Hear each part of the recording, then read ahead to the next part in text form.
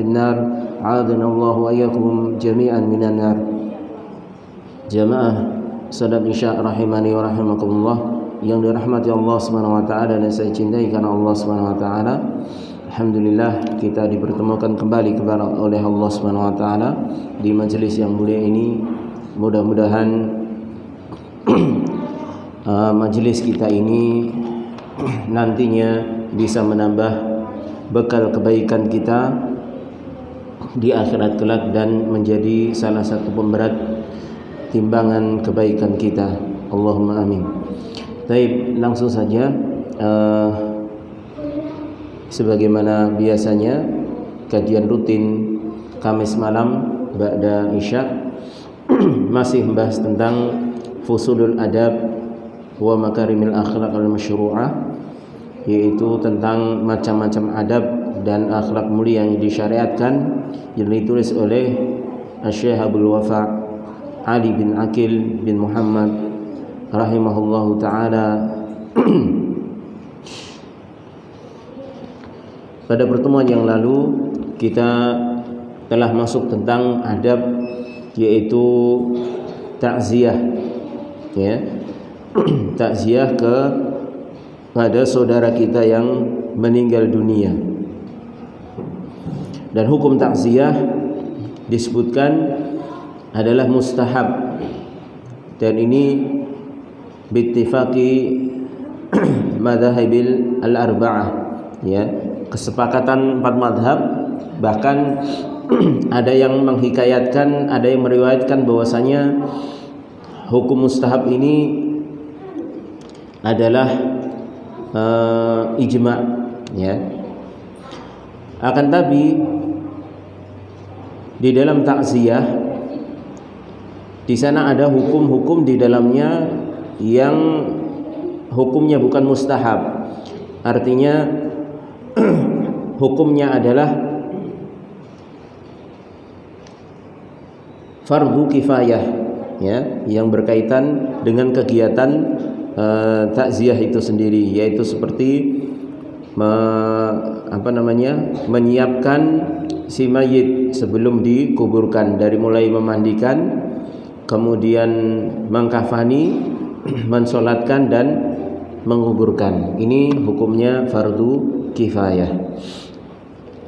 Maka kemudian takziah tersebut ini sebagaimana di dalam sebuah hadis memiliki keutamaan yang amat besar, karena takziah ini kita sedang memberikan hiburan kepada saudara kita yang tertimpa musibah tersebut.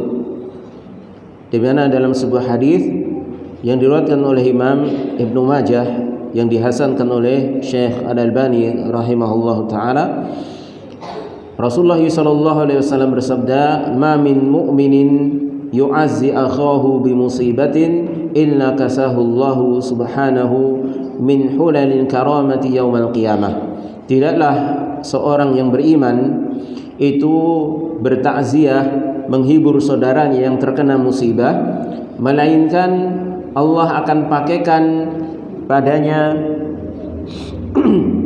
yaitu dengan pakaian yang berhiaskan kemuliaan pada hari kiamat. Kenapa ini balasannya Allah memakaikan dengan pakaian perhiasan kemuliaan? Dikarenakan dia ketika menghibur saudaranya itu yang semula sedih, kemudian dia seakan-akan memakaikan pakaian bagi saudara tersebut dengan pakaian hiburan yang menghilangkan kesedihannya, yang bisa menghibur kesedihannya. Maka disinilah al-jaza min jinsil amal. Balasan itu sesuai dengan jenis dari amalan tersebut. Dan juga Nabi SAW juga melakukan ini, artinya beliau mencontohkan langsung takziah. Ketika cucunya meninggal, beliau bertakziah kepada anak perempuannya, ya, yang kehilangan anaknya, yaitu cucunya beliau sendiri alaihi salatu wassalam.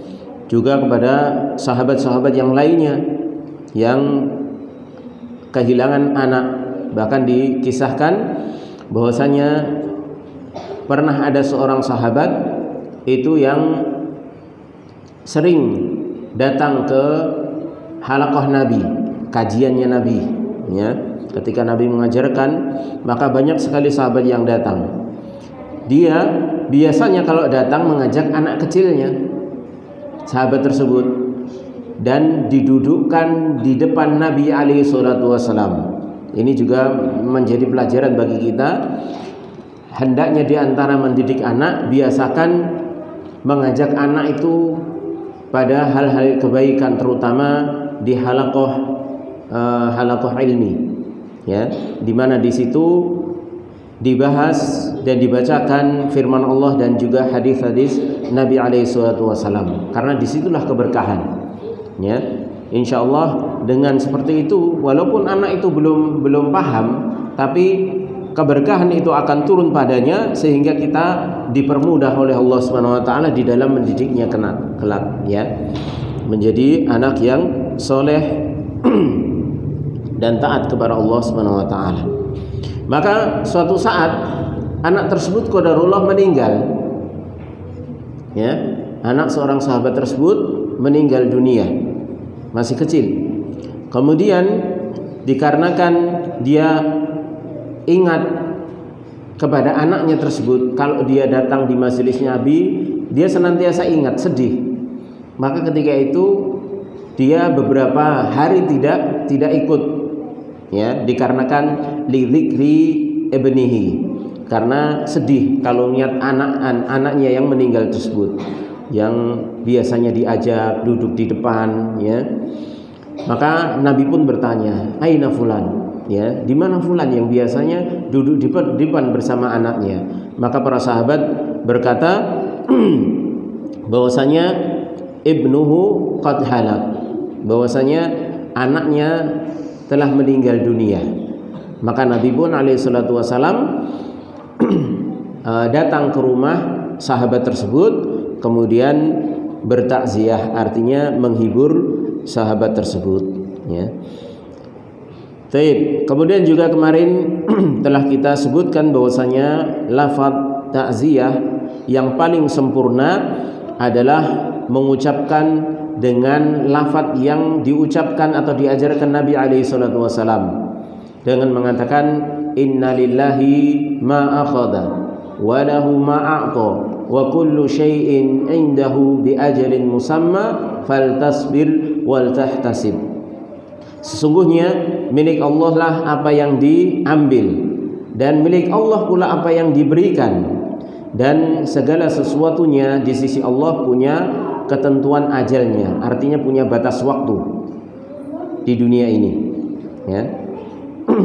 Maka hendaknya ketika engkau mendapati batas waktu tersebut, artinya ditinggal oleh seorang yang dicintai, maka fal tasbir, maka hendaknya bersabar dan ihtisab, yaitu mengharapkan pahala dari Allah Subhanahu wa taala.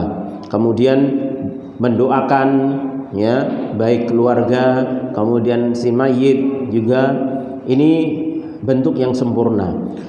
Adapun yang mujzi, misalnya kita tidak hafal doa tersebut, lafaz doa dari Nabi alaihi salatu wasallam, maka sudah mencukupi ketika kita mengucapkan dengan kalimat-kalimat atau ucapan-ucapan mungkin dengan bahasa kita sendiri, ya. Kalau orang Indonesia dengan bahasa Indonesia atau dengan bahasa Jawa, atau terserah, pokoknya bahasa masyarakat sekitar yang bisa difahami, yang artinya itu adalah memberikan hiburan, ya, agar bersabar, ya, memberikan motivasi bahwasanya ini di balik musibah ini ada hikmah besar di sisi Allah, ada ganjaran yang disiapkan oleh Allah untukmu kalau kamu bersabar dan lain sebagainya. Ini sudah mencukupi. Mudah-mudahan dosa si mayit diampuni dan menjadi diterima amal solehnya, ya. Kemudian dimasukkan ke dalam surga, mudah-mudahan husnul khatimah. Ini semacam ini walaupun tidak secara lafaz sama persis dengan apa yang diajarkan Nabi alaihi salatu wasallam, tapi ini sudah termasuk yang namanya kategori takziah dan ini sudah mencukupi. Tapi kalau ingin sempurna maka awali dengan doa yang diajarkan Nabi alaihi salatu wasallam, ya. Baik. Kemudian apakah takziah itu dilakukan setelah dikubur si mayit ataukah sebelumnya? Maka jumhur atau bahkan ini kesepakatan dari 4 mazhab bahwasanya yang namanya takziah itu adalah sejak kematian sampai dikubur. Sejak kematian sampai dikuburkan itu namanya takziah, itu yang disepakati, ya. Adapun setelah dikuburkan, apakah masih ada waktu takziah tersebut? Ya, wahallaha muddatun muhaddadun. Apakah ada waktu tertentu setelah dikuburkan? Kalau dari sejak kematian sampai dikubur itu sepakat, itu namanya takziah, itu seperti itu, ya. Tapi setelah dikuburkan apakah masih ada waktunya? Maka jumhur ulama, kebanyakan para ulama ini bahwasanya dibatasi dengan 3 hari. Dibatasi 3 hari setelah dikuburkannya, ya. Ini dari pendapat Hanafiyah ada, kemudian Malikiyah ada, kemudian Syafi'iyah ada, kemudian Hambaliyah ada. Dari 4 mazhab ini semuanya ada yang berpendapat ini, makanya disebut pendapat jumhur, kebanyakan para ulama, ya. Jadi 3 hari. Mereka berdalil dengan hadis bahwasanya ya, Nabi alaihi salatu wasallam dalam hadis riwayat Bukhari dan Muslim, mereka mengkiaskan dengan batasan ihdad bagi seorang wanita, yaitu bolehnya seorang wanita bergabung, ya, bersedih, ya. Nabi alaihi salatu wasallam bersabda, la yahillu limra'atin tu'minu billahi wal yawmil akhir an tuhidda ala mayyitin fawqa 3 ayyam, ya, illa li zawjiha, ya, arba'ata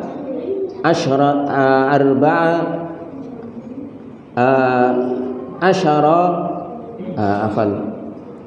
kecuali bagi suaminya yang meninggal dunia, yaitu 4 bulan 10 hari, ya, 4 bulan 10 hari. Rasulullah SAW di situ mengatakan la yahillu limra'atin, tidak halal bagi seorang wanita yang dia beriman kepada Allah dan hari akhir untuk ihdad, yaitu berkabung, ya, yaitu bersedih maksudnya, ala mayyitin, dikarenakan ditinggal mati oleh seseorang di atas 3 hari, ya, kecuali untuk suaminya, Maka kalau untuk suaminya yaitu 4 bulan 10 hari, ya, 4 bulan 10 hari. Ini bagi wanita, ya. Jadi kalau seorang wanita itu ditinggal ayahnya atau ibunya atau anaknya atau siapalah kecuali suami, maka tidak boleh lebih dari 3 hari dia itu ihdad, artinya dia berkabung. Berkabungnya wanita itu di dalam Islam diatur, dia tidak boleh berhias, ya, memakai perhiasan walaupun di rumah, nggak boleh, ya, walaupun di rumah dia tidak boleh berhias, ya. Maka ini tidak boleh lebih dari 3 hari, kecuali kalau untuk suaminya. Kalau untuk suaminya, maka ini dikecualikan bahwasanya masa berkabungnya itu 4 bulan 10 hari, ya. Sekaligus ini masa untuk tunggu sebelum dibolehkannya menikah lagi, ya. Dan ini menunjukkan agungnya kedudukan suami, ya. Ini untuk menghormati kedudukan suaminya. Maka bagi seorang wanita tidak boleh berkabung atas kematian seseorang di atas 3 hari kecuali kepada suaminya, ya, yang meninggal dunia, ya. Maka jumhur ulama menjadikan dalil ini dan dikiaskan bahwasanya ini kan sama-sama takziahnya, ya, sama-sama istilahnya takziah itu tujuannya agar supaya menghilangkan kesedihan, sehingga kalau dilebihkan lebih dari 3 hari setelah dikuburkannya si mayat kemudian masih datang takziah, berarti tajdidul huzn, yaitu memperbarui kesedihan. Maka ini nggak boleh, ya. Ini pendapat jumhur, ya. Maka karena takziah itu adalah menghilangkan kesedihan dari keluarga si mayit, maka kalau padahal dibatasi tidak boleh bersedih kecuali kepada suaminya, maka seorang wanita tidak boleh lebih dari 3 hari. Maka orang yang datang pun jangan lebih dari 3 hari sebelum 3 hari. Hari pertama, kedua, ketiga sudah, ya, karena nanti akan memperbarui kesedihan. Padahal sedih di hari lebih dari 3 hari nggak boleh, ya.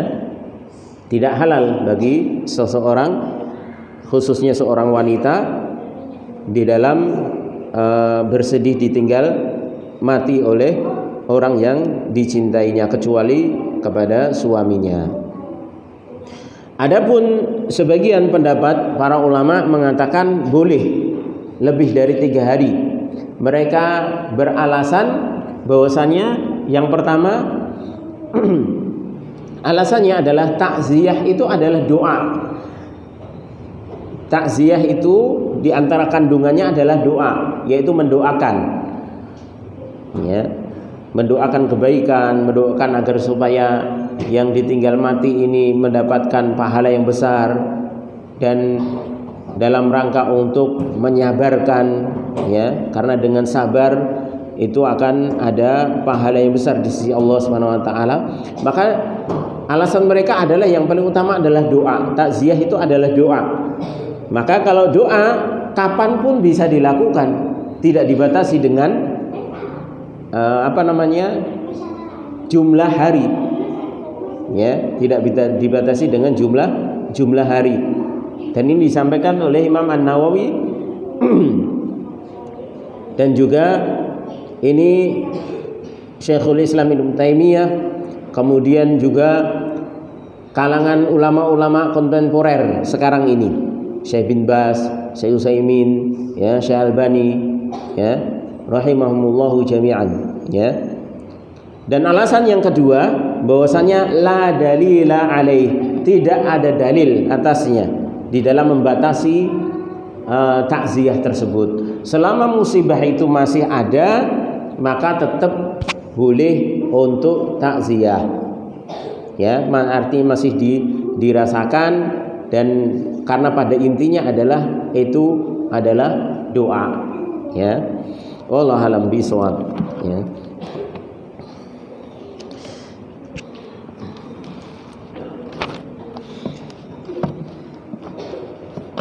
Baik, makanya di sini disebutkan tentang perselisihan para ulama tersebut, ya. Pendapat yang pertama, sebagaimana tadi, jumhur mengatakan tidak boleh lebih dari 3 hari setelah dikubur. Adapun pendapat kedua, ini boleh dan tidak dibatasi selama musibah itu masih dirasakan dan takziah itu terus dilakukan dan disyariatkan. Selama itu pula dikarenakan tujuan takziah yang paling inti adalah doa, dan doa bisa dilakukan kapan saja. Dan yang paling telak di dalam alasan pendapat kedua ini, dan saya sendiri condong kepada yang kedua ini, dikarenakan tidak adanya dalil yang menunjukkan secara jelas bahwasanya takziah itu dibatasi 3 hari setelah kematian, ya, setelah dikuburkan, ya. Baik. Kemudian wahal yujma'u lit-ta'ziyati aula, dan apakah dianjurkan untuk berkumpul ketika takziah? Wa hadza mawdhi'u khilafin baina ahli ilmi. Ini adalah tempatnya khilaf, artinya terdapat perselisihan di antara ulama juga rahimahumullahu taala.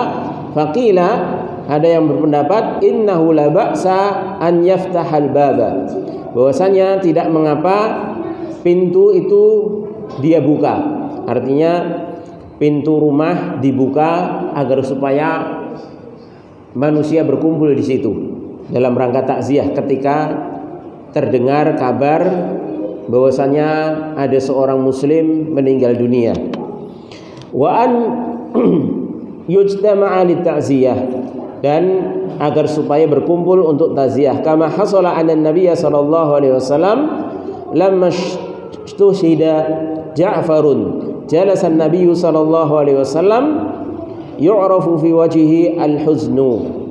Ini sebagaimana telah terjadi di zaman Nabi alaihi salatu wasallam ketika Ja'far bin Abi Thalib radhiyallahu anhu, ini saudara dari Ali bin Abi Thalib, itu mati terbunuh syahid di medan perang, di perang Mu'tah, ya.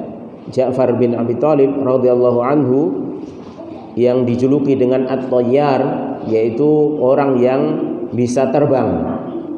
Ini yaitu kisahnya ketika perang Mu'tah. Dia menjadi salah satu pemimpin yang ditunjuk oleh Nabi alaihi salatu wasallam, dan beliau menggenggam atau memegang bendera pasukan dan mempertahankan bendera tersebut. Ketika dipertahankan karena pasukan di dalam medan perang, khususnya pasukan Islam, itu pemimpin di depan, bukan di belakang, ya. Rasulullah ketika berperang di depan juga, ya, bukan di balik layar, ya. Makanya Ja'far bin Abi Thalib ketika memimpin pasukan, maka bagian dia memegang panji bendera jihad, dan itu untuk semangat pasukan, ya.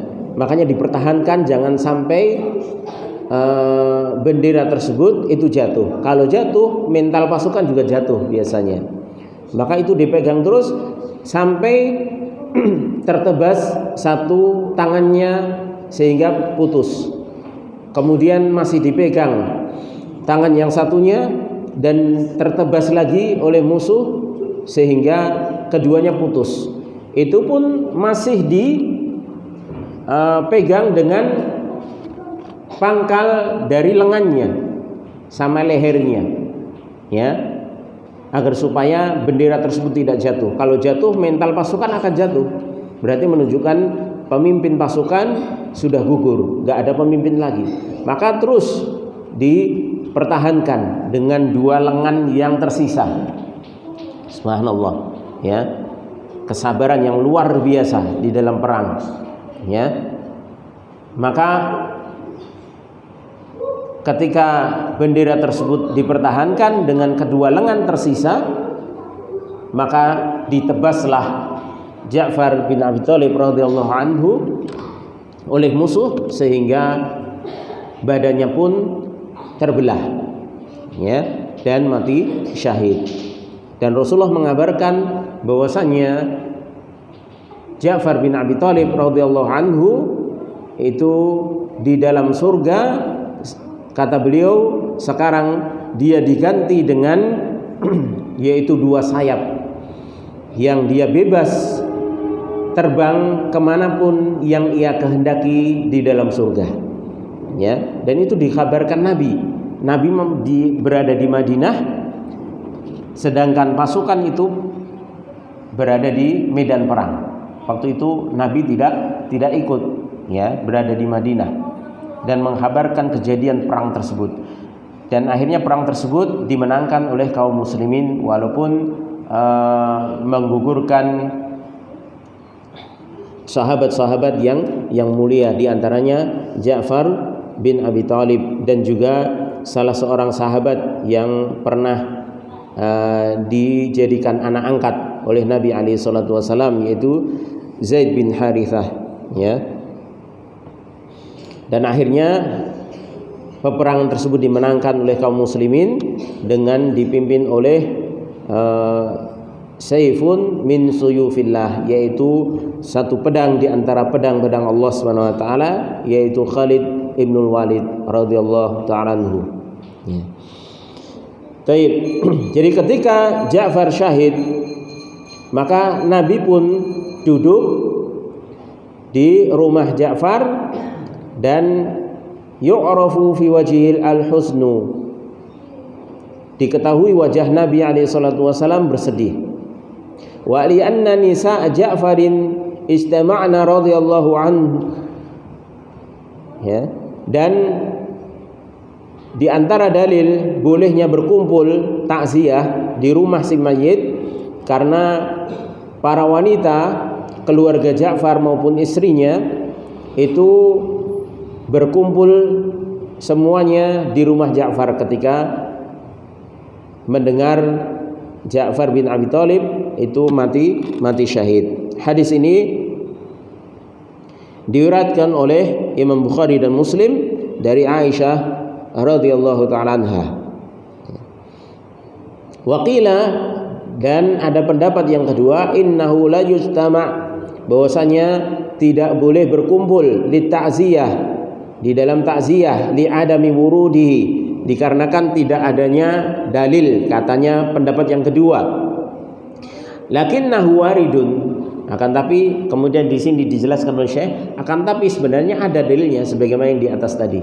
Hadis riwayat Bukhari dan Muslim. Dari sini sudah jelas bahwasanya pendapat yang kuat adalah pendapat yang pertama, bahwasanya berkumpul untuk takziah ini disyariatkan. Wa innama yutalaqqa fil aswaq fil masajid wa yu'azza. Pendapat kedua ini, kalau takziah tidak boleh berkumpul, maka takziahnya bagaimana? Kalau bertemu di pasar, di masjid, kemudian baru takziah, ya, baru mengucapkan sabar ya, istilahnya seperti itu, karena kamu telah ditinggalkan.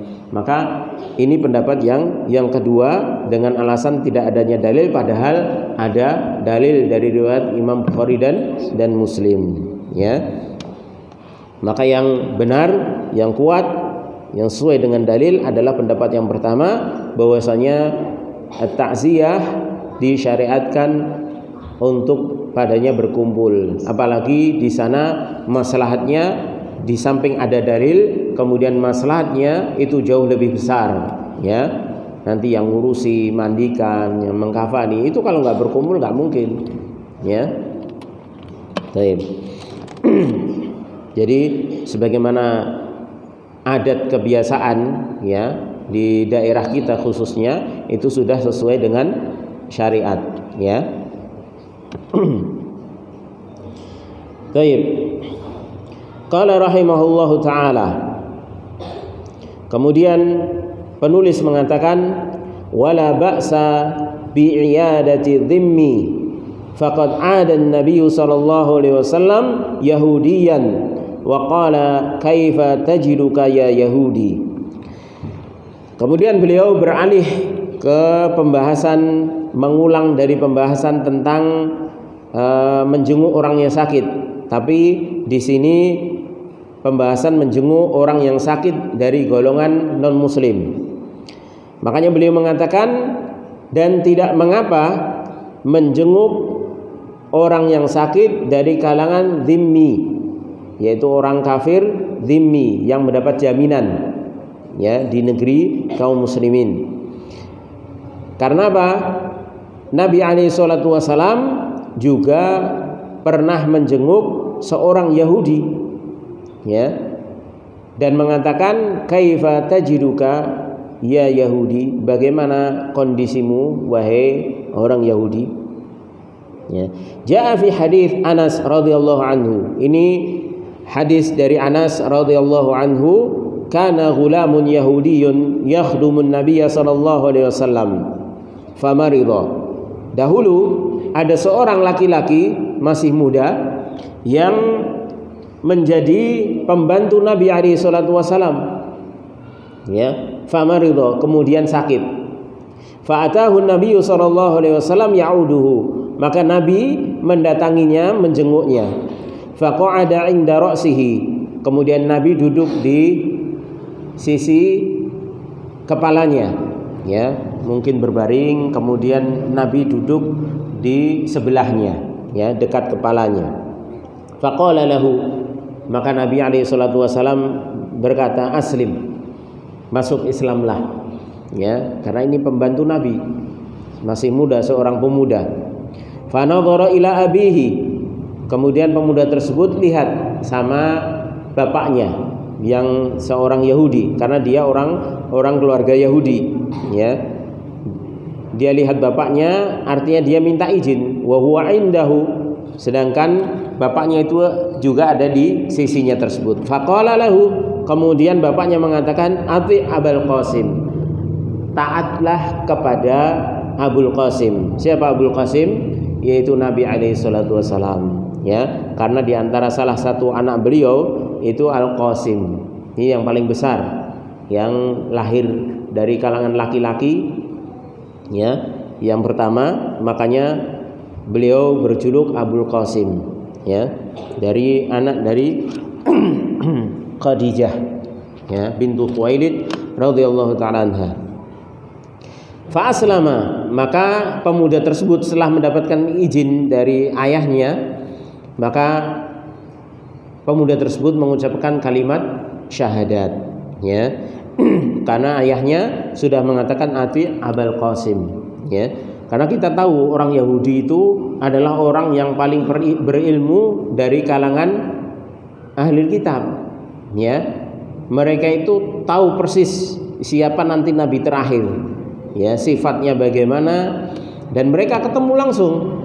Cuman karena mereka iri, hasad, karena bukan dari kalangan Bani Israel, maka mereka kebanyakan tidak mau beriman.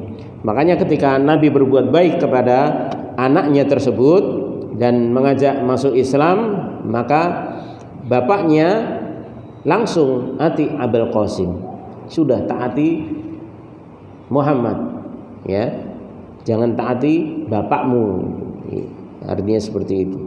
Maka anaknya langsung masuk Islam, mengucapkan kalimat syahadat. Fa kharajan Nabi sallallahu alaihi wasallam, kemudian Nabi alaihi salatu wasallam pun keluar, wa huwa yaqul, sambil mengucapkan alhamdulillahilladzi anqadhahu minan nar. Dalam riwayat lain, alhamdulillahilladzi anqadhahu bi minan nar. Segala puji bagi Allah yang telah membebaskan anak tersebut dengan sebab diriku dari api neraka. Bahkan dalam riwayat lain disebutkan tidak berselang lama anak tersebut meninggal dunia. Ya, anak tersebut meninggal dunia. Pemuda tersebut yang pernah menjadi pembantu Nabi alaihi salatu wasallam meninggal dunia. Dan Nabi alaihi salatu wasallam mempersaksikan bahwasanya pemuda tersebut masuk ke dalam surga karena diselamatkan oleh Allah Subhanahu wa taala dari neraka setelah mau mengucapkan kalimat syahadat. Ya. Ini kisah ini diriwayatkan oleh Imam Bukhari, dan ini juga menunjukkan bahwasanya agama yang paling bukan yang paling ya. Istilah agama yang benar, agama yang diridhai oleh Allah Subhanahu wa taala itu hanya Islam. Dan yang bisa menyelamatkan seorang dari api neraka itu juga agama Islam. Buktinya dia seorang Yahudi diajak masuk Islam oleh Nabi alaihi salatu wasallam. Kemudian setelah mau masuk Islam, maka Nabi mengucapkan hal tersebut. Dan ini wahyu, ucapan Nabi ini wahyu, bukan kemauannya sendiri. Ya, karena yang berhak membebaskan seorang dari api neraka itu Allah Subhanahu wa taala. Dan Allah memberikan wahyu bahwasanya pemuda tersebut telah dibebaskan dari api neraka oleh Allah Subhanahu wa taala. Makanya Nabi Muhammad sallallahu alaihi wasallam mengucapkan alhamdulillahilladzi anqadhahu minan nar. Segala puji bagi Allah yang telah membebaskan pemuda tersebut dari api neraka. Wa hadza min husnil khatimah, dan ini merupakan husnul khatimah, yaitu akhir yang baik bagi seorang pemuda Yahudi tersebut yang asalnya Yahudi kemudian masuk Islam. Nas'alullaha azza wa jalla lana wa lakum husnul khatimah. Kemudian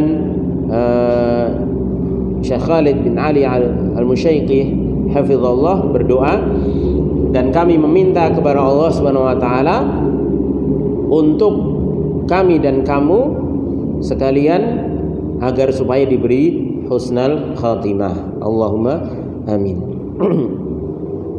Hadhi i'adatu dhimmi, ini adalah menjenguk orang sakit dari kalangan dhimmi, ya. Wa huwa alladhi uqirra ala kufrihi muqabilu daf'il jizyah wal tizami ahkamil millah. Dhimmi itu adalah orang yang dibiarkan di atas kekufuran, ya, di atas kekafirannya, dan sebagai gantinya daf'ul jizyah, yaitu menyerahkan jizyah. Makanya dalam negara Islam kalau ada ahlul kitab Yahudi maupun Nasrani ingin hidup di negara kaum muslimin, maka dia akan dilindungi dan hartanya menjadi terjaga.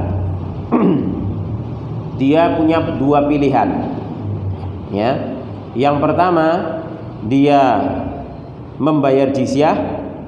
Kalau dia membayar jizyah, dia tetap dalam kondisi Yahudi dan Nasrani, ya, tidak akan diganggu. Bayar jizyah itu ditentukan oleh penguasa, ya. Jadi berapa besarannya itu juga berbeda-beda. Yahudi yang miskin dengan yang kaya juga berbeda, ya. Ini menunjukkan betapa Islam itu juga memperhatikan maslahat, ya.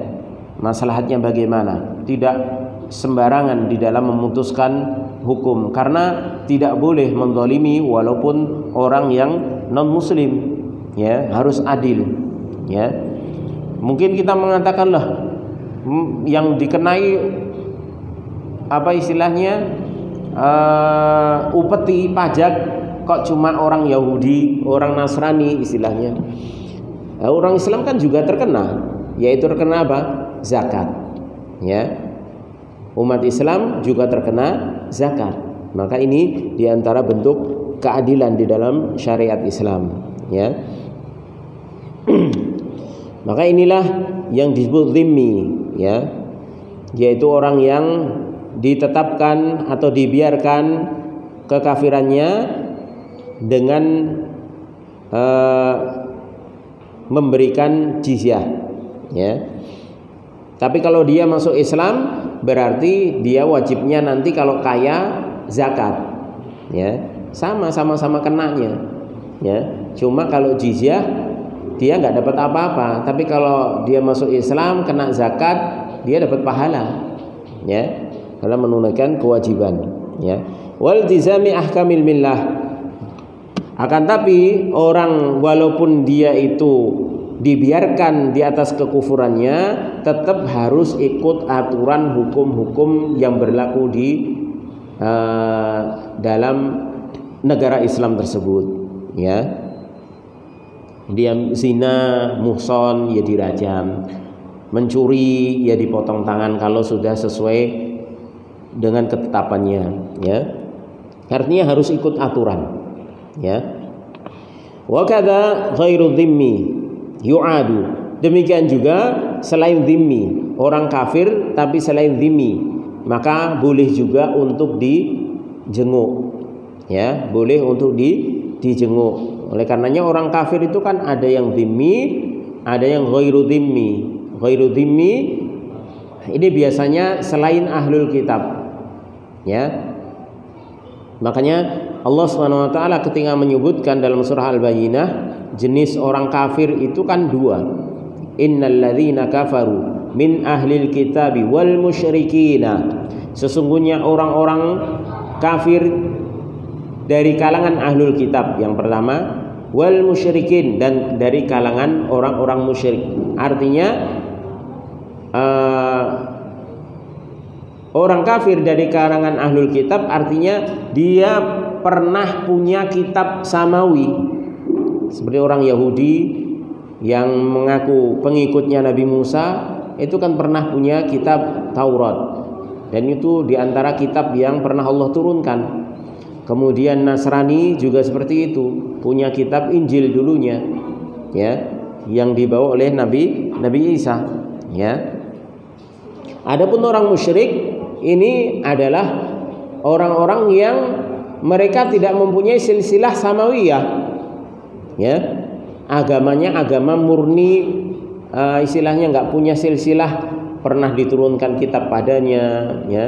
Ini biasanya agamanya yang berasal dari murni bisikan syaitan, ya,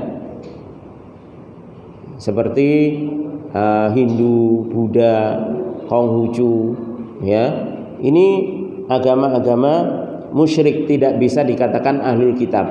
Makanya sembelihannya, terus kemudian wanitanya ini nggak boleh dinikahi oleh laki-laki muslim. Tapi kalau ahlul kitab, wanitanya boleh dinikahi oleh seorang muslim, laki-laki muslim, ya.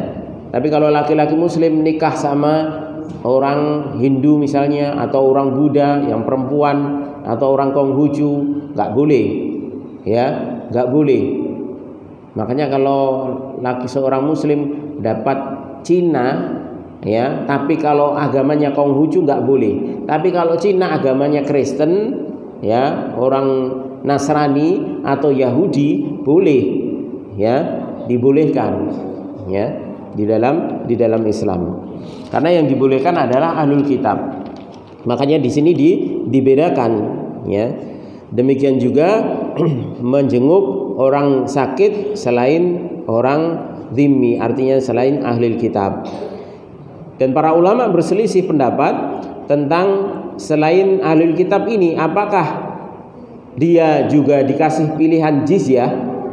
Maka sebagian ulama mengatakan tidak, ya.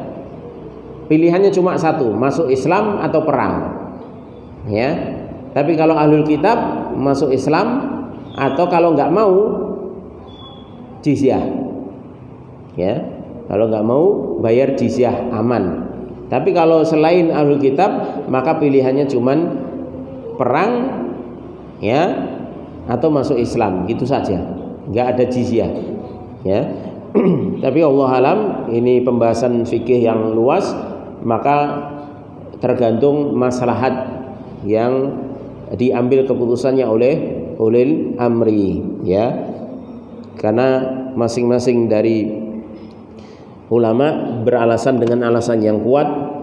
Kalau itu memang maslahat bagi sebuah negara kaum muslimin untuk mengambil jizyah walaupun dari selain ahli kitab, artinya kaum musyrikin, maka boleh dia mengambil jizyah tersebut, ya. Tapi pada asalnya memang jizyah itu hanya dari kalangan ahli kitab, ya.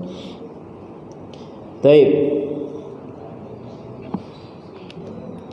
Fan Nabi sallallahu alaihi wasallam ada ammahu Abu Thalib. Dalilnya selain dhimmi boleh dijenguk itu adalah Nabi alaihi salatu wasallam pernah menjenguk pamannya Abu Thalib. Abu Thalib ini bukan ahlul kitab, tapi musyrik, ya. Kaum musyrik, ya. yaitu tidak beragama Nasrani, tidak beragama Yahudi, karena di Makkah waktu itu nggak ada ahlul kitab, nggak ada. Ya, ahlul kitab itu adanya di Madinah. Ya, di Makkah nggak ada. Di Makkah adanya orang penyembah berhala, murni, musyrik. Ya, dan ketika sakit, maka Nabi SAW tetap menjenguknya. Ya, tetap menjenguknya dan mengucapkan qul ya ammi la ilaha illallah kalimatan uhajulaka biha indallah.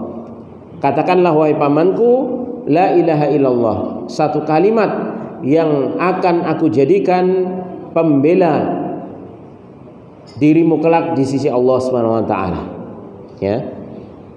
Akan tapi pamannya tetap bersikukuh di atas agama kemusyrikan, ya, sehingga mati dalam keadaan kafir. Wa arada alaihi al-islam wa lam yuslim, ya, dan Nabi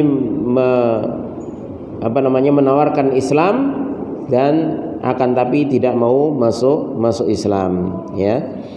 Kisah ini diriwayatkan oleh Imam Bukhari dan Muslim. Yaqulul muallif rahimahullahu taala la ba'sa an yu'ada ad-dhimmi. Oleh karenanya penulis mengatakan tidak mengapa dhimmi itu dijenguk, ya. Termasuk juga orang musyrik tadi, ya. Dari kalangan selain dhimmi. Ketika dengan catatan ketika ada maslahat, ya. Sebagian ulama memberikan catatan ketika ada maslahat dan tidak bertepatan dengan acara keagamaan, karena sebagian orang non muslim itu ketika sakit atau ketika kematian itu kan ada acara, ya, istilahnya, ya, ada acara, mungkin ketika sakit dibaptis, ya, atau acara doa bersama, maka ketika itu jangan datang, tidak boleh datang, ya, di lain hari, ya, mungkin pas sendiri di rumahnya seperti itu, ya. Baik. Termasuk juga ketika takziah, yaitu melayat, ya, maka ini juga seperti itu, dibolehkan dengan catatan tidak pas acara, ya. Kalau pas acara maka seorang muslim harus menghindar, pergi dari tempat tersebut, ya. War-ra'yu tsani annahu yu'adu idza kana hunaka maslahah. Inilah yang disebutkan oleh sebagian ulama bahwasanya bolehnya itu karena ketika ada maslahat, bi an yu'radu alaihi al-islam, yaitu ketika bisa menawarkan Islam kepada orang yang sakit, wa yurja islamuhu, dan bisa diharapkan Islamnya, dan juga ditambah juga bahwasanya kalaupun tidak bisa menawarkan keislaman, ya, maka kalau orang kafir tersebut biasanya suka ganggu, kemudian kalau kita jenguk ketika sakit itu bisa mencegah gangguan tersebut, ya. Ketika sembuh mungkin dia mikir, wah, wong Islam ini biasanya tak ganggu terus, tapi aku loro ditilii, saiki ganggu pekewo. Nah, ini juga termasuk dibolehkan dengan niatan seperti itu, ya. Jadi agar mencegah gangguan, walaupun dia nggak masuk Islam, ya, walaupun dia nggak masuk Islam, maka hal ini dibolehkan pula. Dan ini pendapat yang dipilih oleh Syekhul Islam Ibnu Taimiyah rahimahullahu taala, ya. Baik. Kemudian qala rahimahullah, selesai pembahasan, ya, tentang iyadatul marid, kemudian takziah baik bagi seorang muslim maupun non muslim. Kalau non muslim hukumnya boleh-boleh saja, ya. Artinya tidak sunnah ataupun bahkan wajib, tidak. Tapi kalau bagi seorang muslim itu mustahab, ya. Kemudian faslun, pembahasan yang lain, penulis mengatakan wal ghibatu haramun. Sekarang pembahasan tentang ghibah. Ini tentang adab di dalam menjaga lisan, ya. Wal ghibatu haramun fi haqqi man lam yankashif bil ma'asi wal qaba'ih liqaulihi ta'ala wala yaqtab ba'dukum ba'dha, ya, dalam surah Al-Hujurat, ya. Dan ghibah ngerasani wong Jawa, ya, itu haram hukumnya fi haqqi man lam yankashif, ya, pada diri seseorang yang tidak menampakkan kemaksiatan dan kejelekan. Artinya ghibah itu diharamkan pada seseorang yang tidak menampakkan kemaksiatan dan kejelekan. Berarti mafhum mukhalafahnya, ya, pemahaman dari sebaliknya yaitu boleh ghibah kalau pada orang yang terang-terangan melakukan kemaksiatan atau kejelekan. Ya, nanti akan dibahas lebih lanjut. Ini haramnya ghibah sesuai dengan firman Allah Subhanahu wa taala, "Wala yaqtab ba'dukum ba'dha," dan janganlah kalian menggibahi sebagian kalian dengan sebagian yang lain. Huna syara' al-muallif rahimahullah taala bi ba'dil adab al-qauliyah wa ba'di adabil hadis. Di sini muallif rahimahullah memulai dengan sebagian adab-adab qauliyah, adab-adab ucapan, dan sebagian adab-adab pembicaraan. Famin hadhil adab alla yatadammana hadithun nasi al-ghibata. Dan di antara adab-adab ini bahwasanya tidak boleh terkandung dalam pembicaraan sesama manusia itu ghibah. Ya, di antara adab di dalam berbicara dengan sesama manusia, maka boleh berbicara selama pembicaraan atau obrolan tersebut tidak mengandung ghibah di dalamnya atau ngerasani.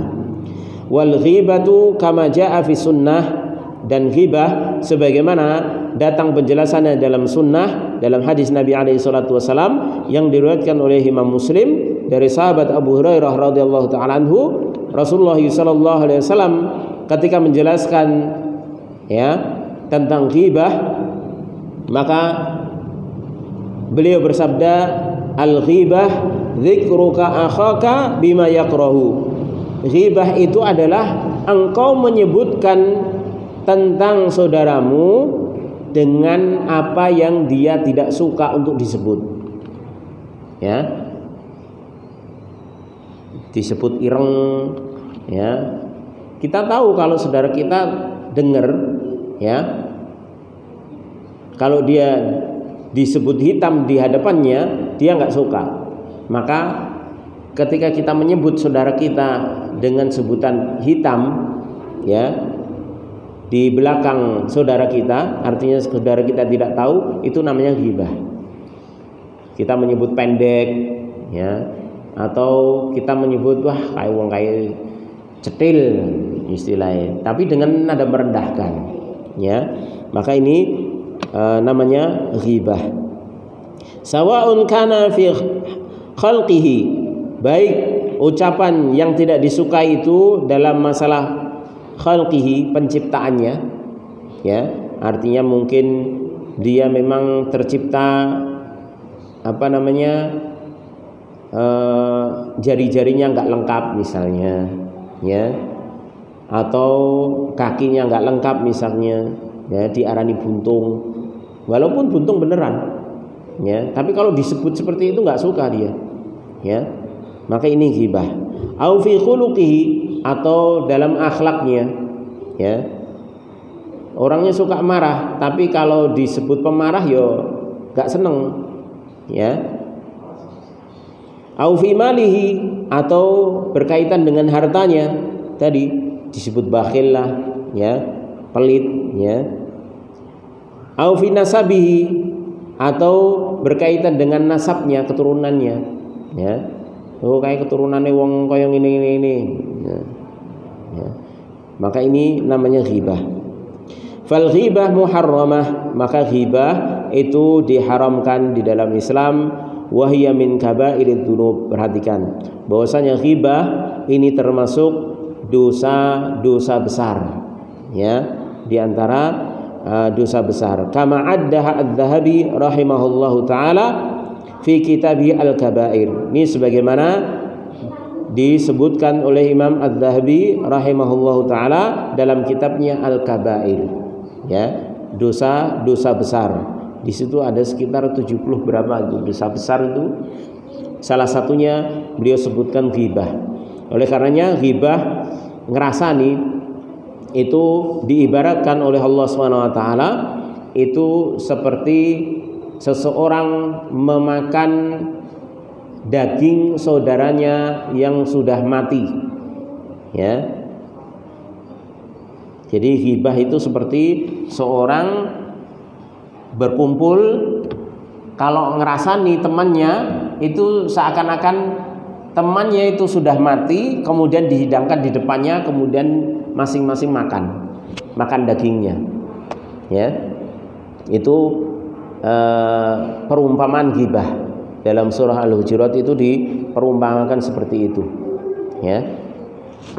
Makanya ini termasuk dosa besar, ya. Wa hiya kadzalika 'inda an-Nawawi wa Ibnu Muflih wa ghairuhum. Demikian juga Imam Nawawi, Ibnu Muflih dan selainnya dari ulama yang lain. Wa tahrimuha dhahirun bil ijma', dan keharaman ghibah ini nyata dengan adanya ijma'. Jadi sepakat ulama bahwasanya ghibah itu haram hukumnya, ya. Qala Allahu azza wa jalla, sebagaimana firman Allah Subhanahu wa taala, wala yaqtab ba'dukum ba'dha, dan janganlah kalian menghibah di antara kalian, ya. Ayuhibbu ahadukum an ya'kula lahma akhihi maitan fakarihtumu. Apakah kalian suka, ya, kalau kalian itu memakan daging bangkai saudara kalian yang telah mati, ya, fakarihtumu, pasti kalian enggak suka, ya, makan daging saudaranya yang telah mati. Orang yang dighibahi diibaratkan mayit. Kenapa? Karena dia nggak bisa balas, nggak tahu, ya.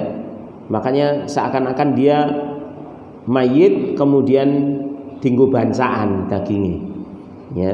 Serai sapa apa orang ngerti, ya. Maka disitulah kenapa ghibah termasuk dosa besar, ya. Wa jaa fi hadits Jabir bin Abdullah radhiyallahu anhuma, kullul muslim 'alal muslim haramun damuhu wa maluhu wa 'irduhu. Dalam riwayat Imam Muslim dari sahabat Jabir bin Abdullah dan juga dari Abu Hurairah, setiap muslim bagi muslim yang lainnya itu haram. Yang haram apanya? Damuhu, darahnya, enggak boleh menumpahkan darah sama muslim. Wa maluhu, hartanya, tidak boleh mengambil harta sama muslim dengan cara yang tidak dibenarkan syariat, mencuri, ya, misalnya, atau dengan menipunya, ya, ini enggak boleh. Wa irduhu, dan kehormatannya, dan diantaranya itu ghibah. Ini berarti mengambil atau melukai kehormatan seorang muslim. Wa min hadithi Abi Bakrah, dan juga dari hadis Abi Bakrah, inna dima'akum wa amwalakum wa a'radakum 'alaikum haramun. Hadis riwayatkan oleh Imam Bukhari dan Muslim. Rasulullah sallallahu alaihi wasallam bersabda, sungguhnya darah-darah kalian, harta-harta kalian, artinya sama kalian sama muslim, wa a'radakum, dan kehormatan-kehormatan kalian, 'alaikum haramun, itu haram bagi kalian. Artinya ini sudah diharamkan sesama kaum muslimin. Fal ghibatu hadhi muharramah, maka ghibah ini haram, wala tajuz, dan tidak boleh. Lakin dzakarul muallif rahimahullahu taala ba'dal mawadhi'i allati tajuzu fiha al-ghibah. Akan tapi penulis menyebutkan sebagian tempat yang boleh ghibah, boleh ngerasani, ya. Sebagaimana disebutkan mu'alif selanjutnya, wa man dzakara fi fasikin ma fihi liyuhdhara minhu, dan orang yang menyebutkan tentang orang yang fasik, ya, tentang kefasikannya agar supaya orang lain itu berhati-hati dari kefasikannya tersebut. Fasik itu adalah orang yang terang-terangan melakukan kejelekan atau dominan kejelekannya yang sudah diketahui oleh khalayak, ya. Ini tidak mengapa digibahi, nanti perinciannya ada insyaallah.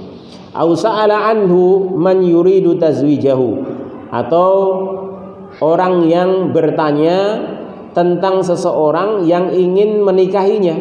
Misalnya wanita bertanya kepada orang lain tentang si fulan kayak piye to, kayak pengen ngelamar aku.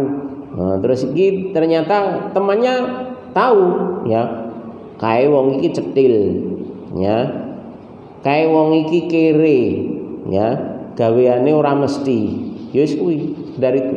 Kayak gaene ngamplengi wong wedok misalnya, kayak gitu, akhlaknya kasar, boleh seperti itu, ya. Au syarikatahu, atau orang itu ingin berserikat, ya, mengadakan kerjasama dalam masalah pekerjaan, maka boleh, ya, diungkapkan aibnya sebatas yang diperlukan, ya.